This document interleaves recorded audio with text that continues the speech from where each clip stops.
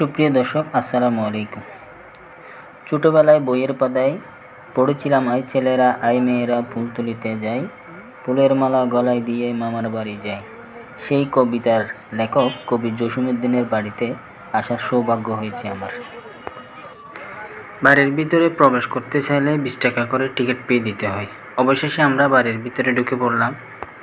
কবির বাড়িতে রয়েছে পুরাতন 4টি চারচালা বিশিষ্ট টিনের ঘর।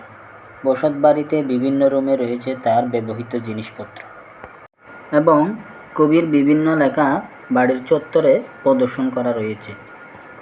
বাড়ির বারান্দায় এখনও সাজানো রয়েছে সেই মাটির হাঁড়িগুলো এবং বারান্দার কোনায় রয়েছে এখনও মাটির মঠগুলো। এই হলো কবির কবরস্থান।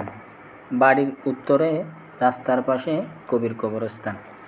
পল্লী কবি জসীমউদ্দীন 1976 সালে 14 মার্চ থেকে ডালিম গাছের তলে চিরশায়িত রয়েছে। কবির চারপাশে শায়িত রয়েছে তার বাবা মা, কবির পত্নী, বড় ছেলের স্ত্রী সহ তার ভাই বোন, ভাগ্নি ও নাতনিরা। রাস্তার পাশে কুমার নদী। নদীর সামনে বিশাল জায়গা রয়েছে। আগত দর্শনার্থীদের জন্য বসার স্থান রয়েছে।